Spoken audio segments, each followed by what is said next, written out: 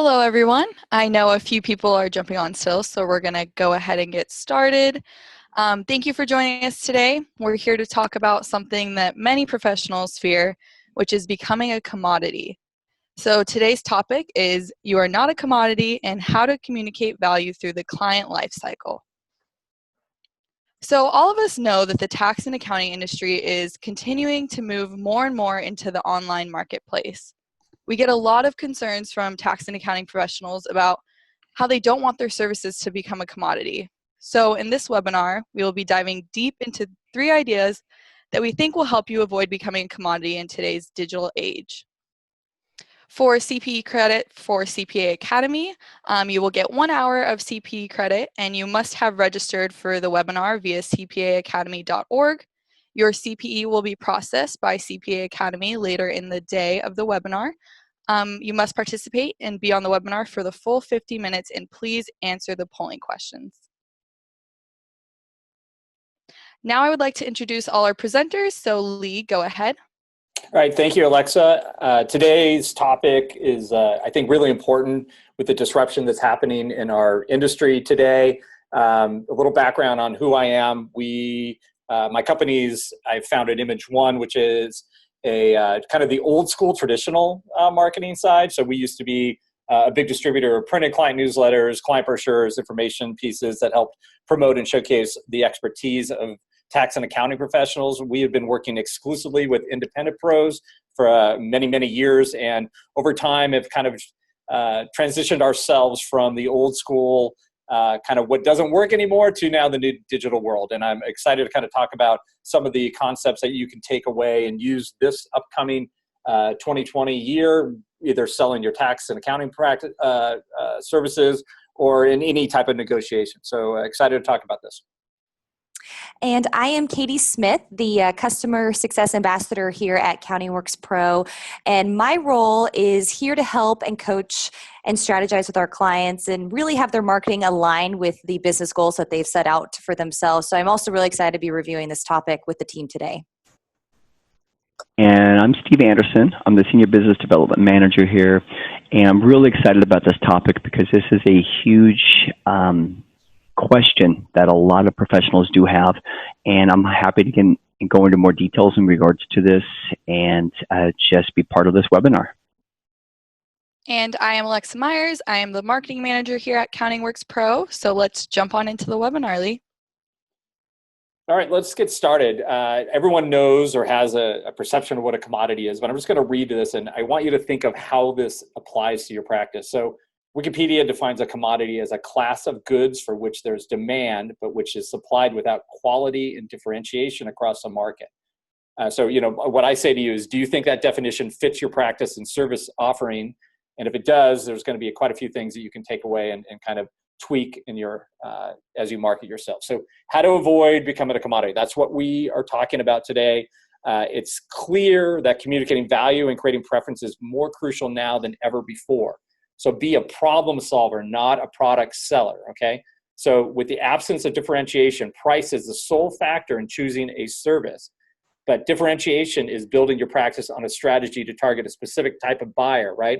So humans buy emotionally and justify their decisions rationally. So we've come up with ways that you can communicate that value through your selling process. This is what we call the life cycle. So focus on verticals, package your services, and define your value and promote it. So let's get moving into this. So what does focus on verticals mean? So we consider that one of the first steps to selling a perceived commodity is taking the time to understand your prospect situation, right? So while your competitors argued better, you position different. So differentiate yourself by solving the problems your buyers face rather than trying to differentiate commodities. And we're going to talk about how to do that. So how to focus on verticals. Narrowing your target audience into a specific niche will work out better in the long run. And what we mean by this is many tax and accounting pros will just kind of blanket it.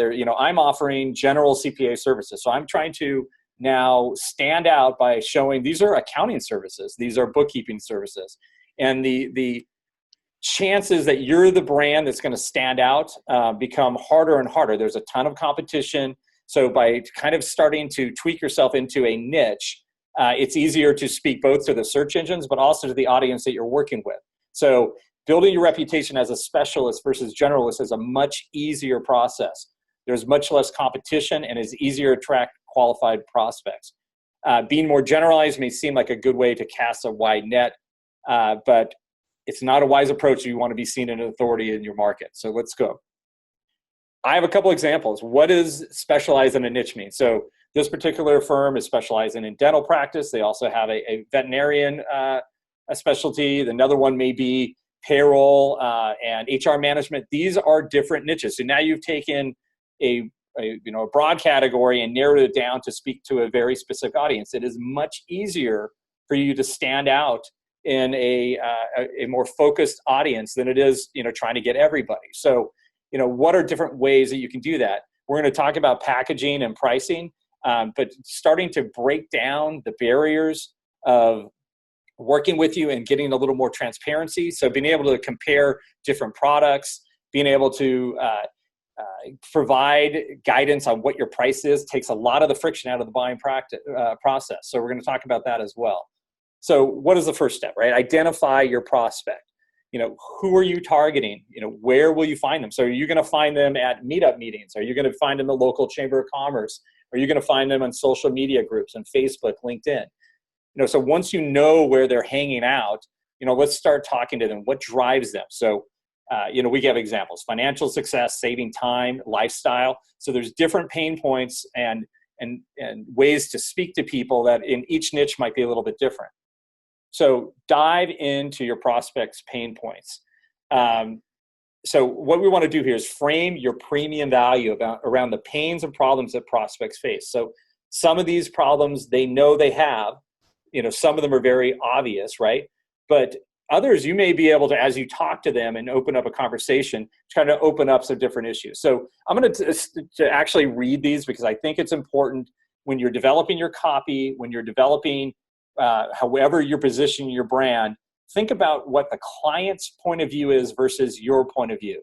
So, what does a client think? I have no idea how accounting works, right? I don't have enough money. Cash flow is very tight. Here's a pain point. I may not make payroll later this month. I wear too many hats to concentrate on the numbers. I am managing rising costs and competition. So there's a lot of stress that your audience is going through. So if we can now develop content that speaks to these different pain points, it's a much easier way to, one, start showing the value of the services that you are providing, right? So revenues are okay, but profitability is lacking. So the profit first mindset. I need to sell this business. So preparing for a sale, whether it be now or later, assisting through that process. Our prices are too low. They're actually selling a commodity. How can you help change their mindset? We just lost our biggest client, accounting for 50% of our revenues. What do we do now? All of this government paperwork is killing me. That's an issue that probably most can relate to, right? Another one is I hate the processing payroll. It's a drag. I'd like someone else to take care of it. I'm concerned about making mistakes. Those are the kind of concerns. I don't have enough money to pay my estimated taxes. My accountant is not returning my phone calls, and that we hear that all the time in the reviews. So we have a bunch of receivables. The checks aren't coming in for some reason. Our business credit rating is bad. And I think there's a bunch of different things to talk about in pain points. And I know Steve had some information he kind of wanted to add to this. Absolutely. No, thanks, Lee. And a couple of things that when you're reading these, I think the focus is not to take everything, but to listen to the client and to pick a few things and be confident in how you can resolve that issue when you're moving forward. Because too much information might be hard, but like you were saying, kind of dive into that prospect's pain points and just pick a couple of them and show them the confidence of your skill set, but also being able to transition into a deliverable for them. So focus on the value and results. So how often we forget that our prospects don't live every day in our world, right? We've alluded to this earlier. So consequently, they don't have access to the same kind of expertise we do. So as an accountant, you should have the confidence that you are delivering value. We always say your client is getting more out of this than you are, no matter what you charge. So believe in it. And an example I was going to give is, you're working with a small business client who has an idea. They just started out. You assisted them with the startup. You actually, taught them how to do cost controls. You taught them how to grow, how to work within a budget.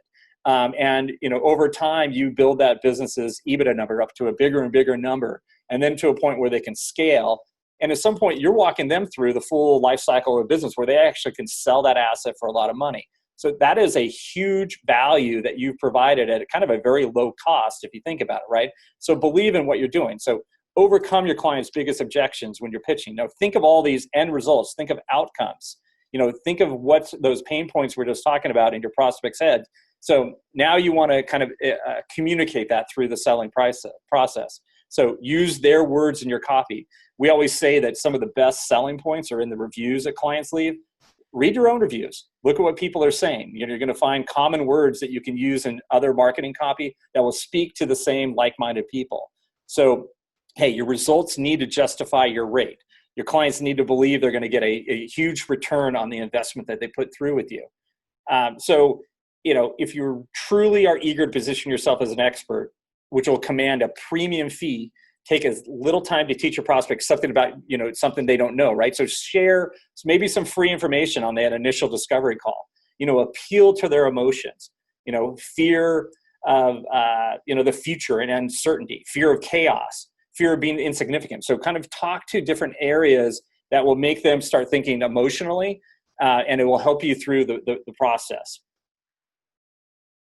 Build trust. As any industry and professional that is built on word of mouth and reputation, your degree of trustworthiness is determined by the relationships you have built, right? So that's something that morphs into your reputation over time. So, take away the risk of hiring you. Make yourself have a very strong reputation. A lot of that can be seen through your digital footprint. That's why when we work with clients, when we talk about digital footprints, it takes much more than just a website to promote your practice. And it's not, if one thing that kind of, gets me a little bit angry when dealing with clients is the perception is, we're a website company. We're 100% not a website company. We are a value communication platform. That's what we do. We help communicate the value that you provide to a larger audience than you would see just through your website, whether that be social media channels, through different citations, through your blog, your email newsletter, whatever it is. You want to be able to take that content, those reviews, case studies, your talking points on your site, and be able to communicate to as many users as possible. But you want them to trust in that they're making the right decision with working with you. So the question is my website and digital footprint portraying a clear idea to users of how my practice can help them? So meaning, do you have an old site? Do you have a non-mobile friendly site? Google went mobile first last summer. If you're still with an unsecure website that doesn't fit on a smaller screen, think about that. And we try to teach our clients, to kind of limit the amount of content in their copy. And the reason we're doing that is because the screen sizes are smaller. Google's only showing so much information. Social media is only showing so much information. You need to be able to communicate your value, your selling points in a much smaller area of real estate. And we still have a lot of people, that old schoolers, that want to do it the old way. They build out these huge, robust websites.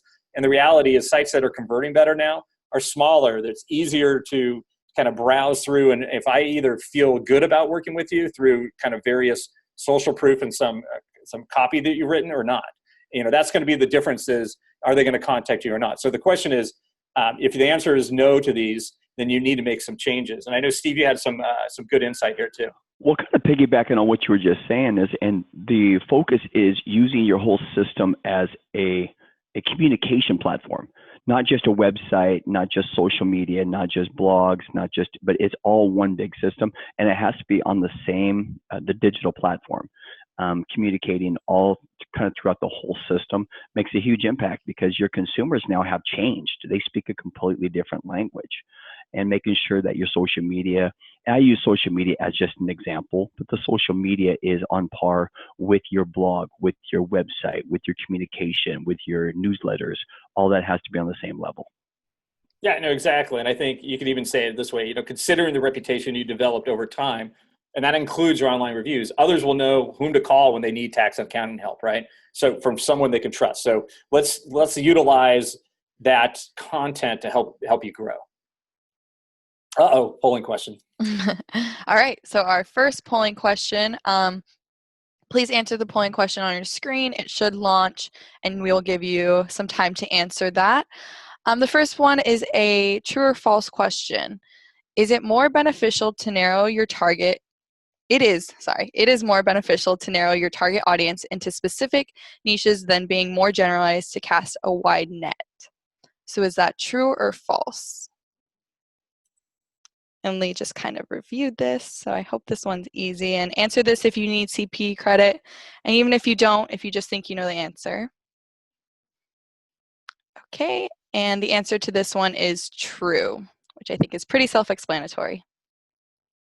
I think so. Thank you. And is it niche or niche? Because I say it both ways. It's I don't even know. well, we'll figure it out. All right. Thank you.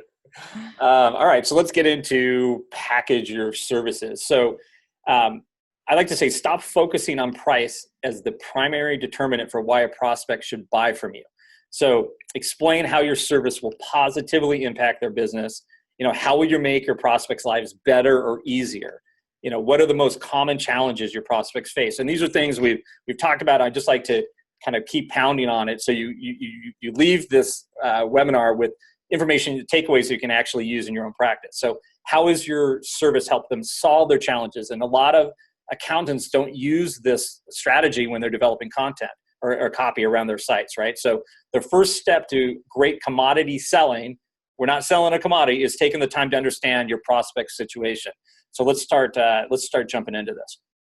So what is value-based pricing? So value-based pricing is defined as a methodology of setting prices primarily based on consumers' perceived value of the product or service in question.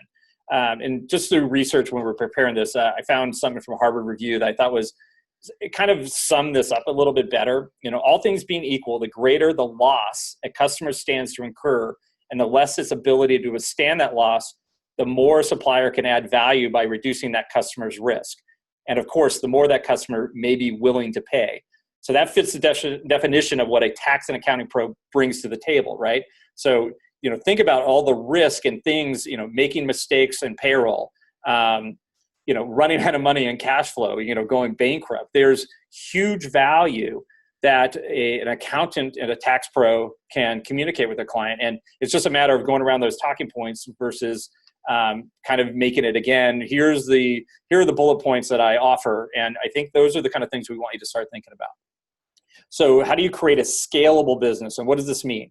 So, and this is kind of the old word of mouth growth. And I know everyone loves growing by referrals. They're the best way to grow. So, part of this process isn't really discussing, how to get more referrals, but what does a scalable business look like?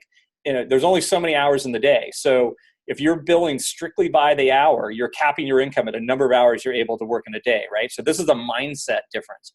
So the solution that is working very well for many of our clients is packaging. And these don't necessarily, what we see now is packaging becoming a commodity as well. Everyone copying what Intuit did, or everyone copying, another Spark or whatever it is. That's not what we're talking about when we talk about packages. And I'll go into a little more detail about this as we go on. But packages allow you to scale your practice with a repeatable service by selling your value rather than your time. So you could have 100 people buying a package or 1,000. So then it's a matter of, we're not billing by the hour anymore. Now, okay, we have all these clients. How can we use technology to make ourselves more efficient to be able to serve these people? So we want you to walk away from here, how do I create a scalable business? So what is a package? You need to take your prospects through a logical journey before they buy from you, right? So what we're trying to do is, that journey builds trust and opens up the conversation. So what we're trying to do is create programs that communicate and talk to their pain points, but also have full transparency on the services that you're going to provide. But what I'm getting at when you're developing a package, it's not just where someone copies what Intuit Live, QuickBooks Live did, or Spark or any of these others, where it's just basically those are commodities and packages. I'm saying there are different niches or different types of services that you can offer. So an example is that you work exclusively with startup companies. That could be your packaging. Hey, are you thinking of starting a company? These are the startup packages that we have specifically for you. How to determine what entity you want to choose, how to set up an accounting system, how to do cost controls, how to do budgeting. And those packages can speak specifically to the startup phase of a new business. So you can start out just testing out different programs or what we call packages that are not necessarily geared towards a niche. And when we say a niche, we're talking about I'm dealing with restaurants or I'm dealing with franchises. That could be another different way to take a package that could be perceived as a commodity to something that is nowhere near a commodity. So I'm able to differentiate myself. I'm able to optimize my offering. So meaning I'm going to be really, really good at this, and I'm going to be able to do it faster and better than anyone else. And my reputation is going to be known that this is the go-to person for startups, or this is the go-to person for those restaurants. So you want to show prospects the results they will get from working with you for an exact price. So what you're doing is you're taking the friction out of that process, and it's full transparency. I'm not worried about, oh, if I hire you, what is it really going to cost me? It's right there.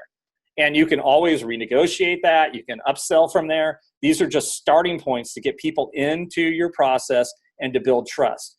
And that's why packaging can be so successful if used correctly. So don't get me wrong, when we talk packaging, we're not saying copy what everyone else is doing, because that's kind of what we're seeing a little bit more now. I want people to actually step back and say, wait a second, I could do this better than anyone else, and let's develop a package around that, test it, and see how it works out. But I think that's kind of the general direction I want you to look at here. So why should you use packaging?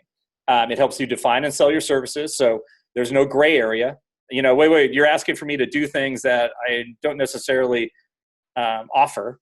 You know how people do it. It's kind of creep in it happens to us too, where someone on a lower end package is asking us to do basically agency level work. And it's, well, no, wait a second, yes, we offer that service, but this is the program you need to be in. So define and sell your services, use packages to scale. We talked about that earlier.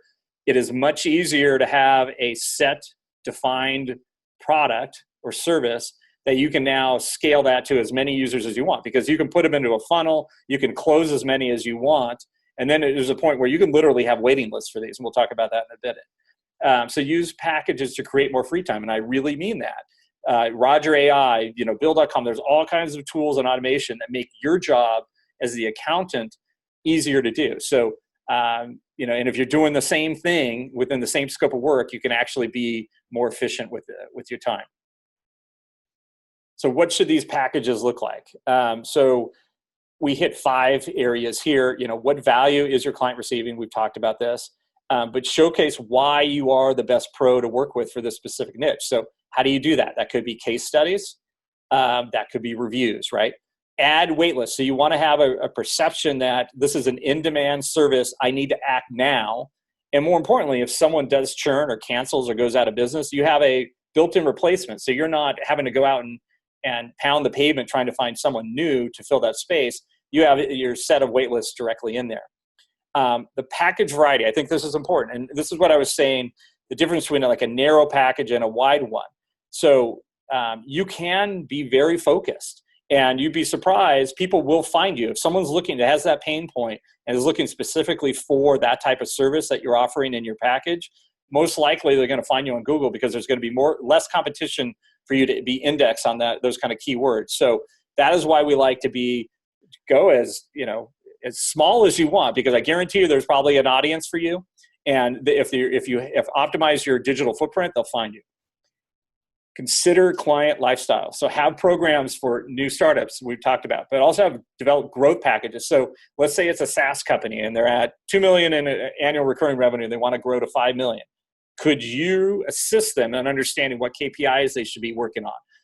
Understanding what retention rates look like. So things that you can actually apply directly to their business that will help them grow, because they want to grow and get to the next level, right? So that's why I was saying it's not always startups, it's not always growth, it could be payroll, whatever it is. There's different parts of the life cycle of both a tax client and a business. So think about that.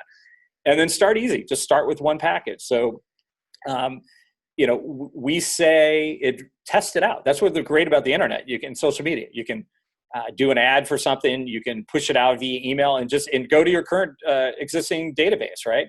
So you could analyze, what are they paying me? What if I now turned all these hourly clients into package clients? And let's say I have 200 clients. If I get 20 of them to move over into packages, and they were spending $1,000 a year for me before, and now they're spending $3,000, you have your built-in growth, right? So test it out. See how your clients respond. I think these are kind of the main points here. So is it easy to understand what the package offers? So, keep it, I've seen some people muddy it up, instead of just having very clear bullet points, they start having, oh, I have to, well, what if this, what if that, what if this? I mean, think about it from a buyer point of view. Just give them a very clear program. This is what it entails. Don't get in with asterisks and all these different things. If once you start the conversation, you need to add that into the negotiation, 100% do that. And that's why I say you can always start talking about a package and customize to each client. Yes, we hear it all the time. Not every client is the same. Not every pro is the same. Not every package needs to be the same. We're just starting these out as talking points to get the discussion going. So does this package match your skill set? I think this is very important. So just don't chase trends if you really aren't really good at it, right? So, do you need to bring on help to deliver what you promised? So is there some element of that package that you don't currently use? Are these the services you want to complete, right? Do you enjoy doing them? And then ask yourself the last one, is this a scalable package? I think that's important because, even on our side, sometimes we develop new features or tools and we realize, wow, this is a lot of work. And, it's not a scalable item. So all of us don't want to be locked to our desk, right? So think about that when you actually develop the content here. If a prospect wants to sign up, how do they get started? So one of the things we see is you make it difficult, right? You want to be, if I want to buy from you, I want to be able to, can I sign up online? Do you have an e-sign process for engagement letters? Is the proposal transparent? Are you actually showing your price on your website? These are all important elements, and I know Steve has some good impact or good input here as well. Well, yeah, thanks, Lee. And I do a lot of coaching when it comes to this topic, and it's really simple. Make it simple. I see a lot of, like you were saying, the waters are a little more muddy when it comes to the client getting that, kind of getting the sign up. Be transparent, like you were saying, but also make it easy. Put yourself in your client's shoes. How would you want to sign up with somebody? And I think that's the biggest connection, is think as the consumer when they're moving forward. All right, thank you. And I have actually, I'm looking ahead of the slide, so I have some good stuff that's coming up after these polling questions, but go ahead, Alexa. All right, so our second polling question, the same thing. It should pop up on your screen and you can go ahead and answer there. This question is, why should you use packaging? A, to define and sell your services. B, to scale your business. C, to create more free time. Or D, all of the above. Yeah, and one thing I noticed, Alexa, when I was looking ahead is we're getting a little tight on time, so we might push this through a little bit quicker. Okay. And the answer here is D, all of the above. All right, so define your value and promote it. And we have, I think there's 9 points in this section, but how to avoid bargaining and charge based on value. I think this is going to be some of the best information here. So, you have the mindset, I am better than you are, right? But it's not about being better, it's about being different. So, if you want to charge a premium price and position yourself in a premium way, you need to focus and optimize your services for a segment of the market that is willing to pay a premium price. So, there's always this where you see someone who you think you have the same skill set and they're charging tens of thousands of dollars for a service that you may even be almost giving away for free. And we always say that's a frustrating feeling to see your peers, doing so well. But, you're not able to figure out what they're doing. So what I say is there's 9 ways to change your price negotiation in your favor. So, let's talk about this. And part of it will be, what is value in what we call premium. So a high value or value in excess of that normally or usually expected. So how do we do that? What are the 9 points to find that value point? So do your research. We have already talked about this. People buy emotionally. People buy experiences. How is your onboard, your get to know me call? The price that you have for your product or service also starts communicating the value. So if you're discounting yourself and you're lowering you're basically lowering your price, you're taking away the value. It's a race to the bottom. And, hopefully if you're using packaging, you're starting to communicate value. And if you're using packaging, you're able to differentiate when it comes to communicating this value. So do your research, right? About your messaging. Ask your audience, the people you speak to, what are the areas that they need help with?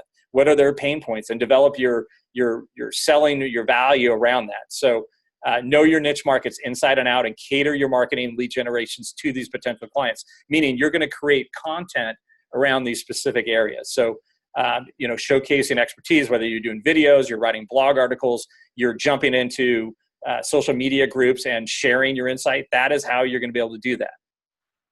So negotiations with prospects.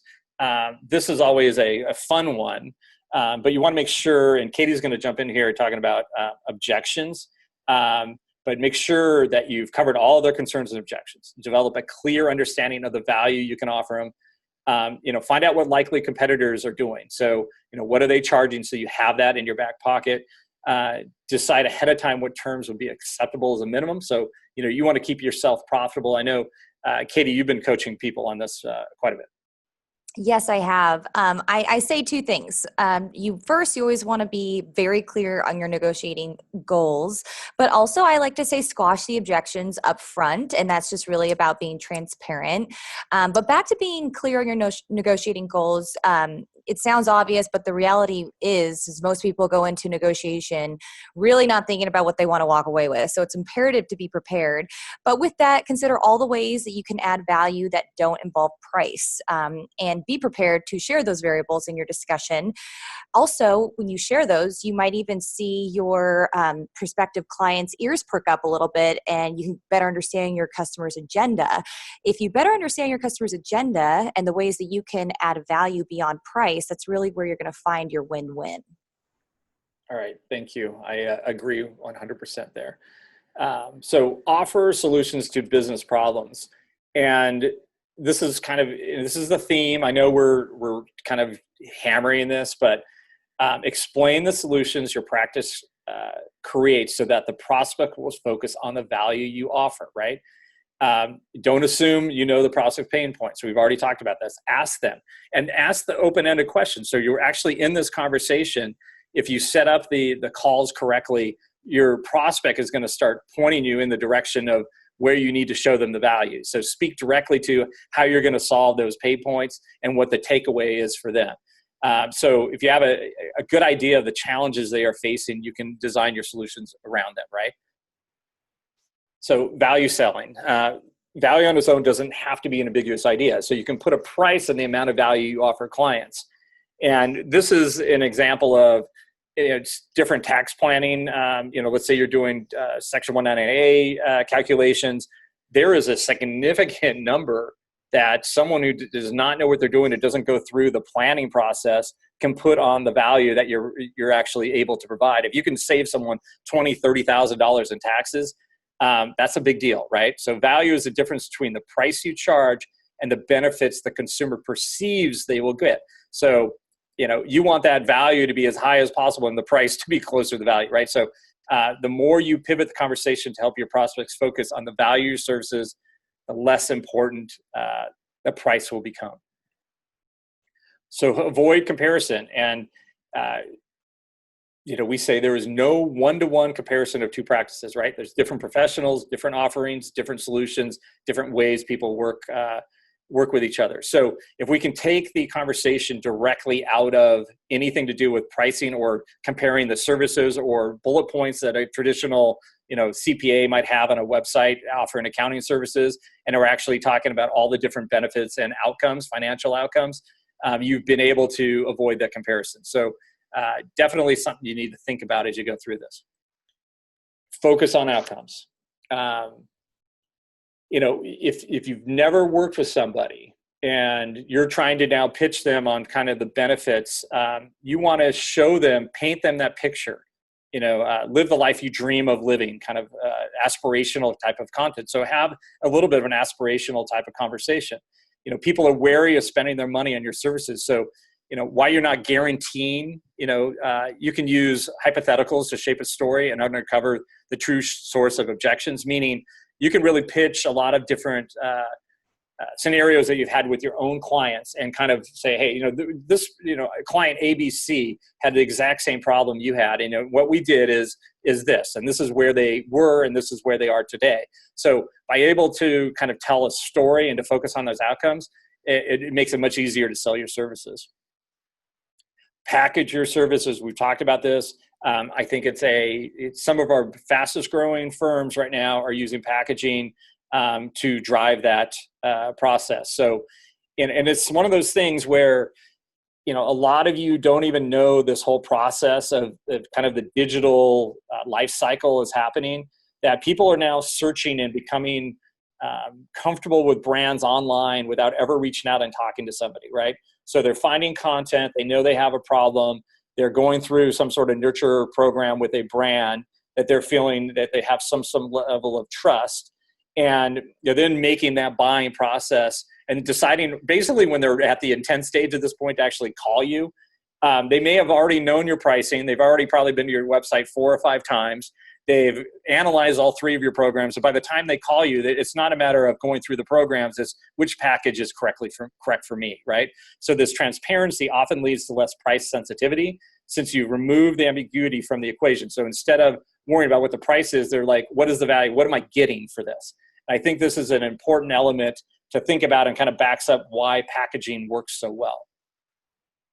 So number 8, I think, is important because a lot of times, we hear this feedback, and I know Katie wants to add some things here from talking to clients, but understanding proper negotiating. So sometimes, pros don't know how to overcome different objections. They give away price right away.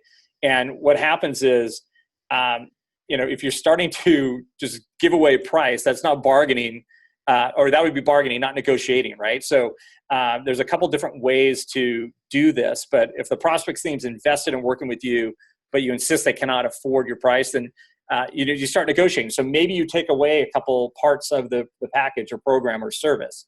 So you're still providing a level that is in line with your value, but you're not necessarily saying, I'm going to do it for the same price. So I can bring down the price a little bit, but I can't do service A, B, and C. And that kind of leads the conversation. And Katie, go ahead and add some of that since your experience with it. Yeah, for a more effective negotiation, you really want to focus on creating and claiming value. And smart negotiators recognize that from the get-go, and they look for win-win situations, which is, of course, what you want at the end of the day. And I feel when you take the time to build rapport and trust, both sides will feel more comfortable sharing what their underlying interests are in the negotiation. And you can then take that knowledge to identify potential trade-offs. So if there's an issue you don't feel strongly about, you might be willing to accept it in exchange for concession on an issue that you value greatly. Yeah, perfect. I think that's very important. The difference between negotiating and bargaining, we've kind of talked about this, but I'm just going to read the slide because I think it's important. So bargaining is about focusing on who is right. It is competitive and win-lose, and Katie alluded to win-win, right? Negotiation is about focusing on what is right. So it's a cooperative and win-win. We are partners in this. So in the context we're talking about now, negotiating is when you make adjustments in terms, conditions, and scope of work between 2 parties, while bargaining is when you just have been asked to do the same work for less money. So we don't want to do that. You want to negotiate, you don't want to bargain. I think that is a mindset we see every day. And unfortunately, it brings down the value of what all tax and accounting pros can charge because there's too many pros that start bargaining because they get desperate or they're not confident in the value they're providing and don't kind of say, hey, I'm not working for less. So it's an important element that we like to bring up here. And number 9 is my favorite one. So when in doubt, use silence, right? So a lot of times you're in a negotiation and, there's terms that have been presented. You don't necessarily need to jump in there. You can allow the prospect to start the conversation and start dictating kind of where they're going. And it also indicates that you have some confidence in your service and the price you're proposing, right? So you don't necessarily have to jump in and justify it right away. It's kind of the quiet confidence, be silent. just give a little bit of a pause during that part of the negotiation, see what happens. I know, Katie, you've seen this work in the real world too. Yeah, this is my favorite one also. Tactical silence is your new negotiation strategy. You should just plaster that up somewhere in your office and just to remind yourself, because it's really your ally when you hit a stalemate. Silence works when you need to reach a breakthrough with a potential client, but you're unable to see eye to eye on the deal points. So I like to say, prepare to embrace the pause. Even though it might feel like you're not really doing anything, the pause can be so powerful. So use positive, neutral body language. Relax your shoulders. This, of course, is if you're in person, but remember to keep eye contact and direct a friendly, positive smile. When you use your nonverbal communication skills to match your verbal communication skills, it enforces your message. Yeah, no, that's great insight. And there was some studies I was doing on just the way, believe it or not, used car sales people and how they actually, the ones that are successful and not, and it comes down to that whole human element, the smile, the eye contact, and people that don't, and how it breaks off who is successful and isn't. There's a bunch of case studies and data that points that say to that, which leads us into polling question number 3. And I think we're like 45 minutes in time, so I think we're pretty good to close this up and have some time for some Q&A here at the end. All right, so we'll do a quick polling question here. Which is not a good way to change price negotiation to be in your favor? So is it A, value selling, B, bargain the price with the customer, C, focus on outcomes, or D, package your services? So which of these did we not review as a good way to change price negotiation to be in your favor?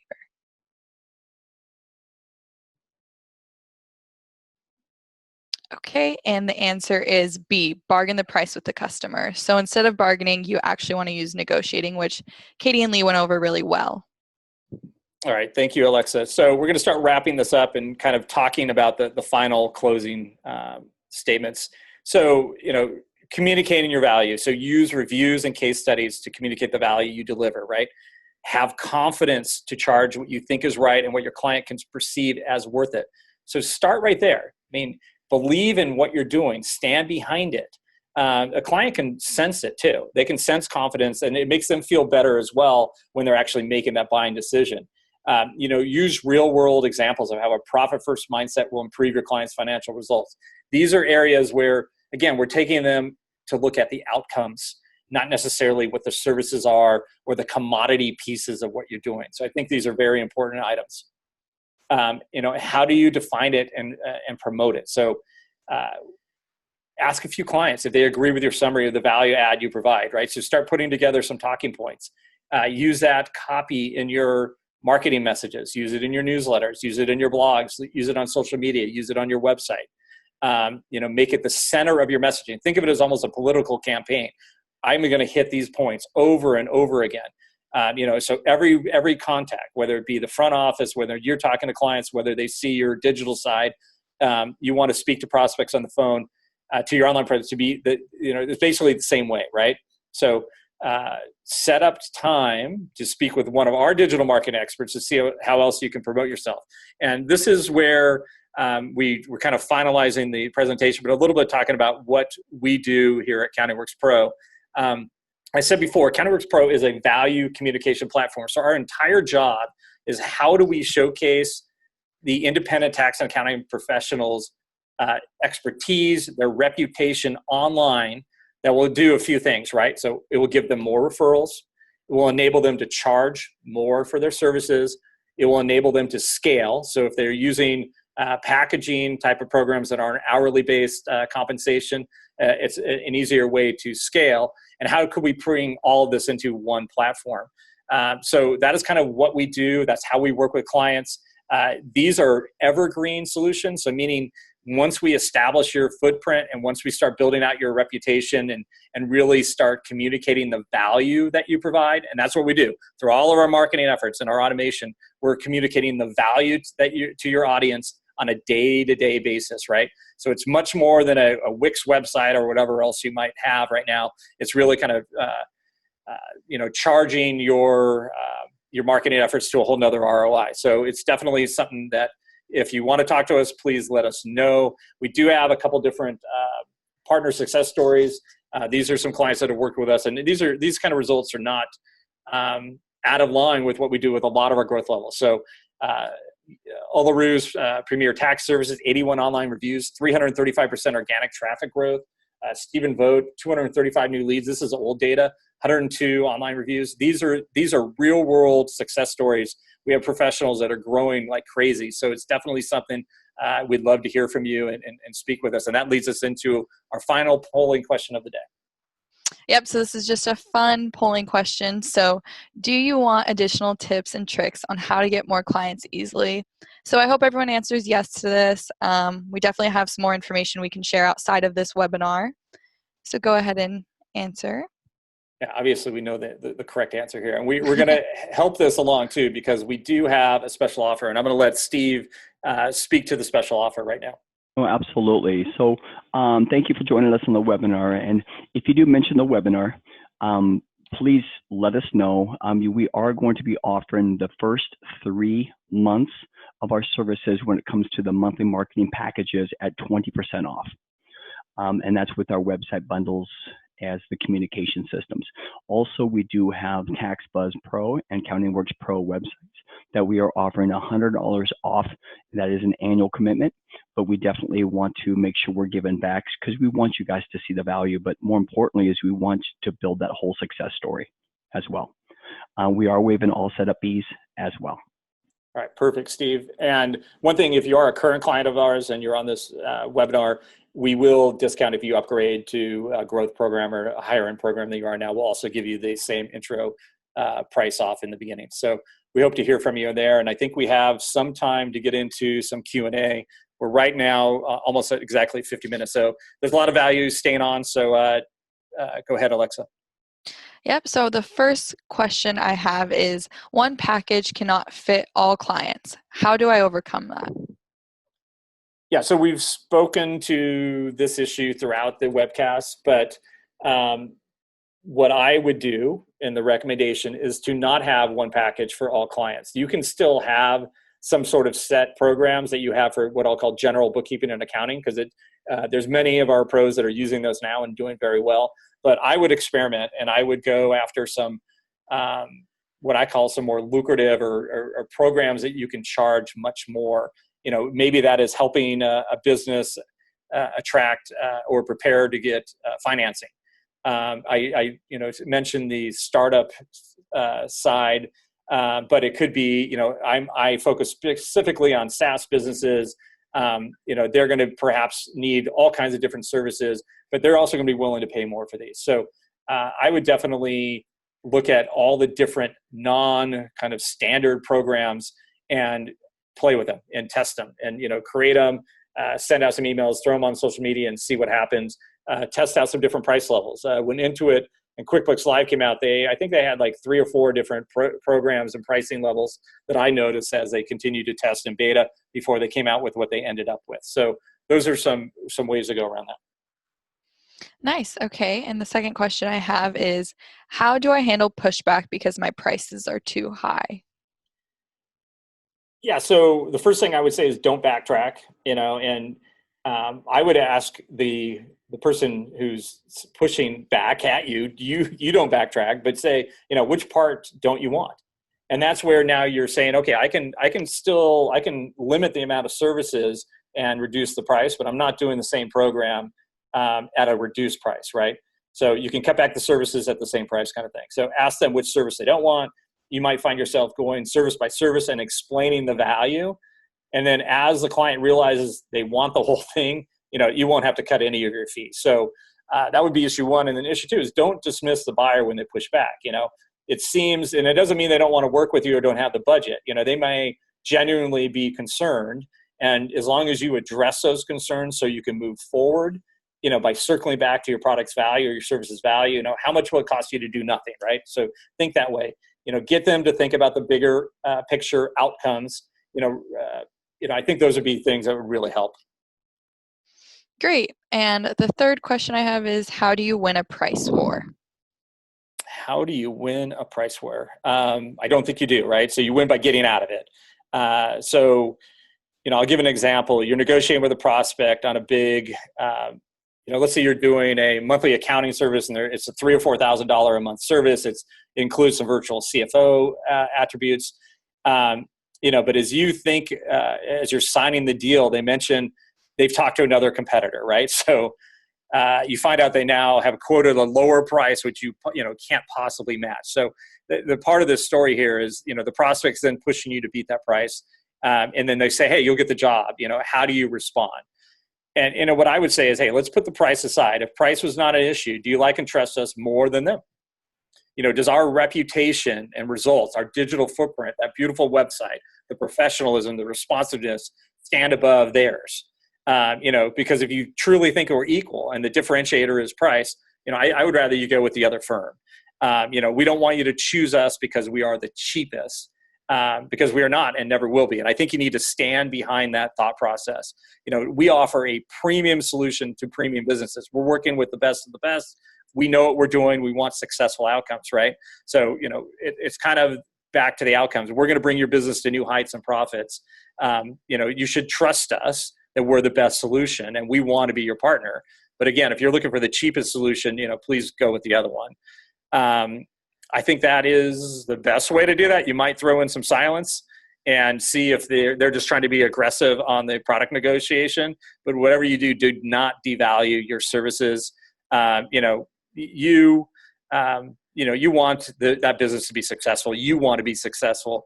So, kind of say that to them, trying to save a few bucks on advice that actually drive a better financial outcome. Kind of what does that mean to you? And usually, most likely that will win you the business. Okay, and another good question about price is, when do I introduce price into the conversation? I've used this line before and I've gotten laughed at, but just like Fight Club, the first rule of pricing is you do not talk about pricing. That is, you don't start that. You're talking about all the other things. While I've already told you to use packaging in your digital marketing efforts, so it kind of contradicts the two, right? But in the reality, by showing these packages, we're actually helping our customers decide without friction. So meaning they're already looking and researching this. They already kind of know what you charge. So you now are not talking about price.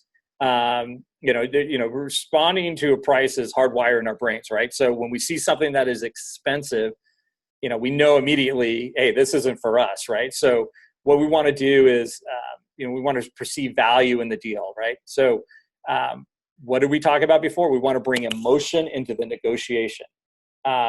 And we don't want to do that. We don't want them to start pushing back to, I don't want to pay too much. I don't want to pay too much. So we don't want to deal with emotions. And that's kind of what we've been talking about today. So it is not your prospect's job to set pricing, right? An optimal price is one that is accepted, but not without some initial resistance. So you want to be priced accordingly. Meaning if you're not getting enough resistance, you're not charging enough. And we say that often in tax practices, especially. We had a rule of thumb, if 10% of the people are complaining, you're probably hitting the right number. And that's the only way to grow that revenue line. You can't just keep the pricing, set. So as a general rule, you want to talk about price just at the moment. So the assignment is clearly defined and agreed upon. So now you guys say, hey, this is what the program looks like. Now let's talk about price. What is this going to cost me? And when your prospect shows a significant interest in what you're doing. So that's kind of my read on that one, but I think that's some good insight as well. All right, that's all I have for Q&A, so I can close out today's webinar. If anyone has any further questions, please visit our website or give us a call. We hope that you're walking away from this webinar with some really helpful tips on how to avoid becoming a commodity in today's digital age. So thank you all for joining us today. All right, thank you guys. We'll see you again.